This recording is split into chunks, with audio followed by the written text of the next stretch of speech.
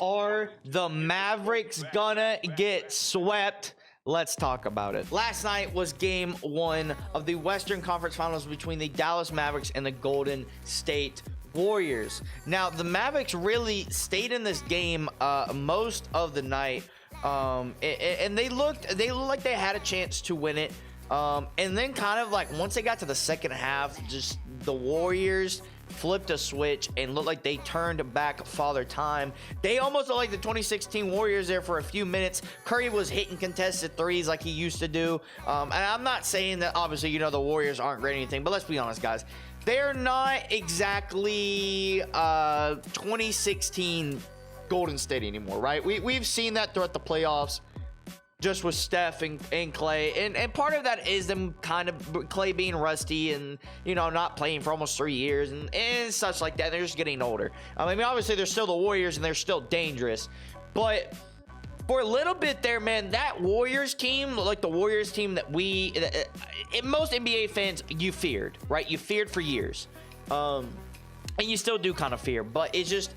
They had great ball movement all night. I mean, if you just take a look at the highlights and how the game was going, the Warriors were just moving the ball and playing team ball. They were not trying to play hero ball like they were against Memphis. You know, that was something that, you know, kind of worried me a little bit when watching them against Memphis. If you saw Clay and Draymond and even Curry to an extent, when they were playing against Memphis, you could tell they were kind of trying to play hero ball a little bit. Like they were trying to kind of be that guy who would make the big buckets when they didn't need to take those, you know, bad shots. They just had bad shot selection. Last night is how they need to play every night.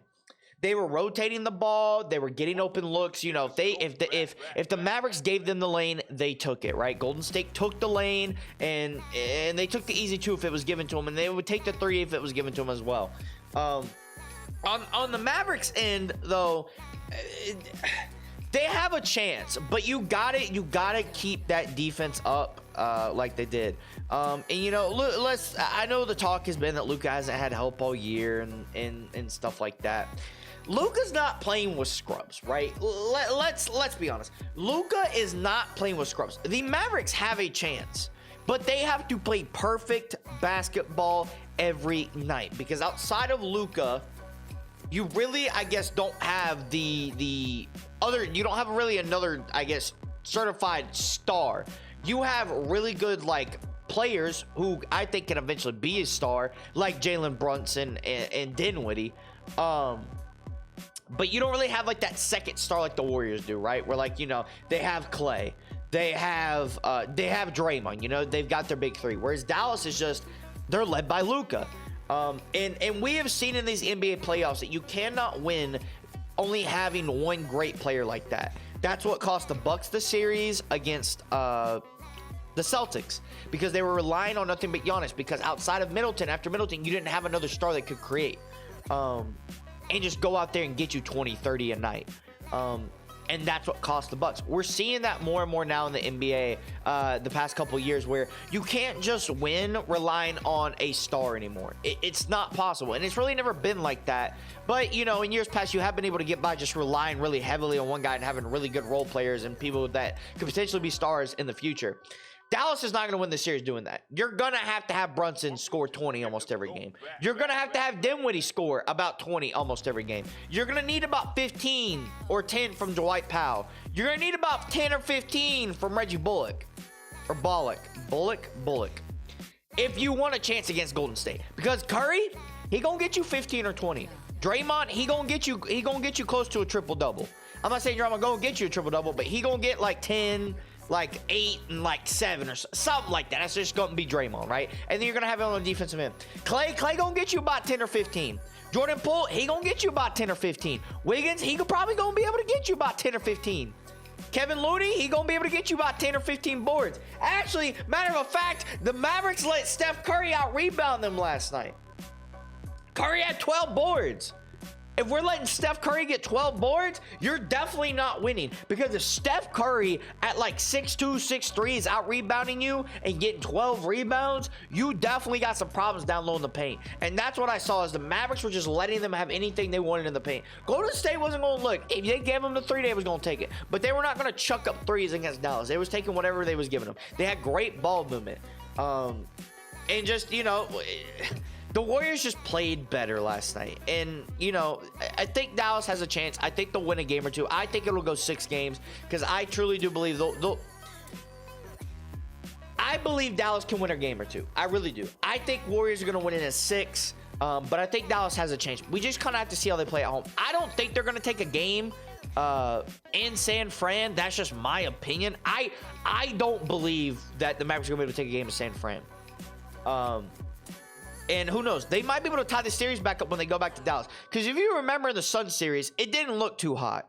The Sun series did not look too hot starting off for the Mavericks either. But the Mavs were just refused to lose at home. And then, you know, obviously they got into a game 7 and were able to absolutely just blow the Suns out there in Phoenix. So, I mean, we really don't know what happened. I don't think that's going to happen with the Warriors because the Warriors aren't the Suns.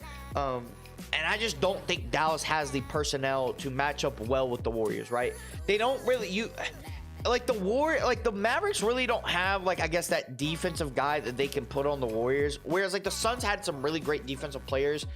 And so I thought they might actually match up better against Golden State.